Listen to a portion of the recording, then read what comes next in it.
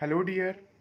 I am Rahul, and welcome to Academics with Rahul YouTube channel. Let's learn together.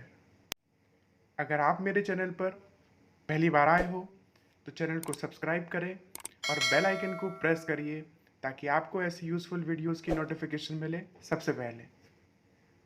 ये geography chapter 1 resources का part 3 है।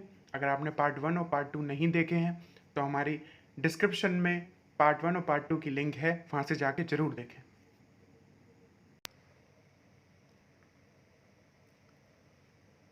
Now conserving resource.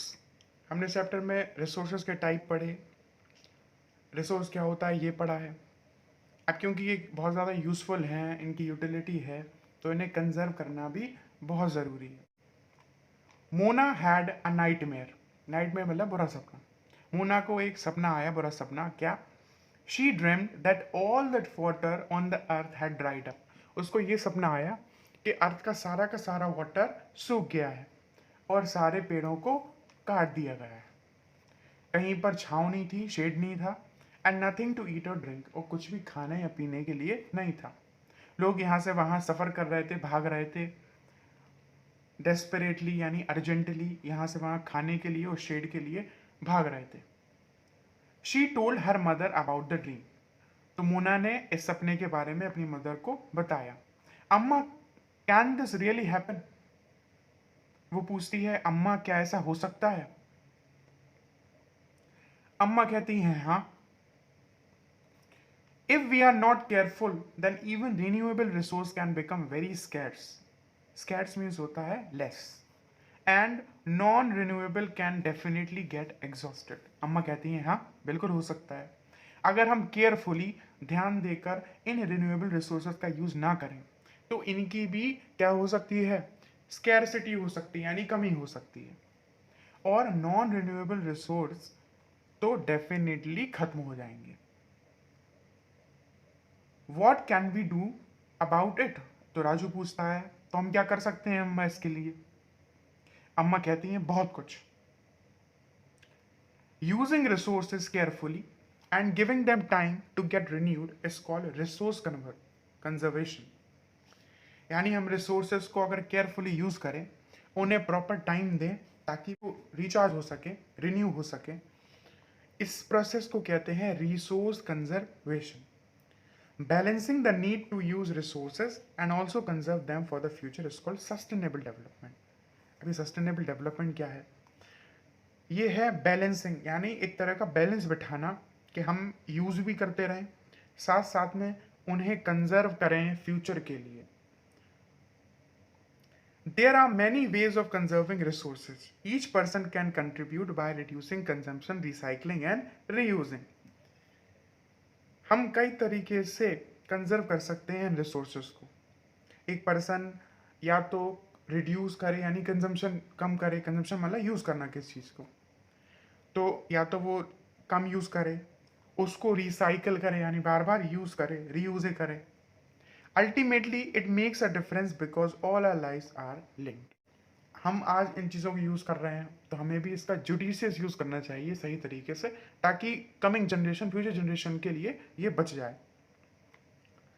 That evening, the children and their friend made packets and shopping bags out of old newspapers, discarded clothes, and baskets from bamboo sticks. We will give a few to very family we know, said Mona. After all, it is for a very good cause, said Mustafa, to save our resources and to keep our earth alive. उसी शाम वो बच्चे उनके दोस्त मिलकर कई सारे packets बना रहे थे और शॉपिंग बैग्स बना रहे थे, न्यूज़पेपर से और पुराने कपड़ों से, बास्केट से और बैम्बू स्टिक से। मोना कहती है, we will give a few to every family we know. Mona कहती है, ये हम उन जितने भी परिवारों को हम जानते हैं उन सबको बांटेंगे। After all it is for a very good cause. Mustafa कहता है, क्योंकि ये एक अच्छे काम के लिए किया है। To save our resource and to keep our earth life. और वो कॉज क्या है, वो रीज़न क्या है जिस रीज़न से ये कर रहे हैं?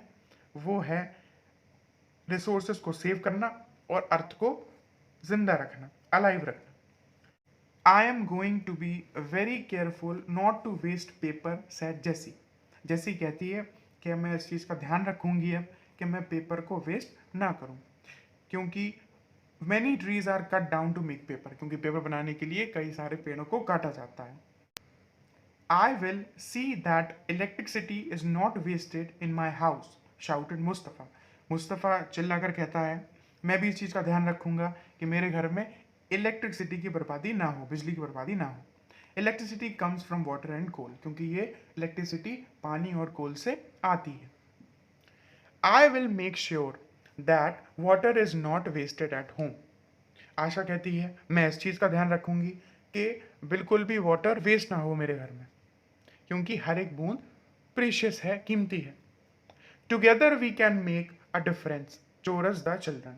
वो सब गाते हुए एक साथ एक सुर में बोले कि साथ मिलकर हम एक डिफरेंस ला सकते हैं, बदलाव ला सकते हैं. The future of our planet and its people is linked with our ability to maintain and preserve the life support system that nature provides. Therefore, it is our duty to ensure that all uses of renewable resources are sustainable. The diversity of life on the earth is conserved and the damage to natural environment system is minimized. हमारे planet का future और सारे लोग आपस में कैसे हैं, linked हैं, जुड़े हुए हैं. और ये सीधा किस पर डिपेंड करता है कि हम किस तरह से इसको मेंटेन करते हैं और प्रिजर्व करते हैं.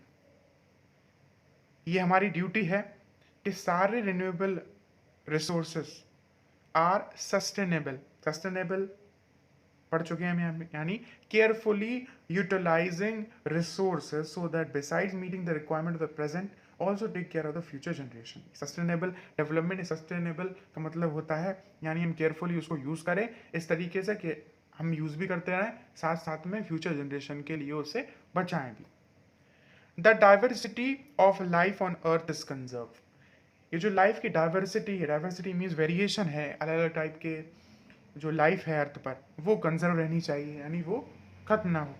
And the damage to natural environment system is minimised. और ये हमें कोशिश करनी चाहिए कि अर्थ को कम से कम डैमेज हो. वो डैमेज कैसे हो सकता है, एफॉरेस्टेशन करें, डिफॉरेस्टेशन ना करें, और वाटर को पोल्यूट ना करें, पॉल्यूशन ना करें. इस चैप्टर में जितने भी डिफ़िकल्ट वर्ड्स थे वो सब मैंने लिख रखे हैं.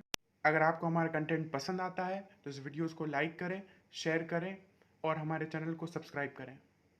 Thanks for watching.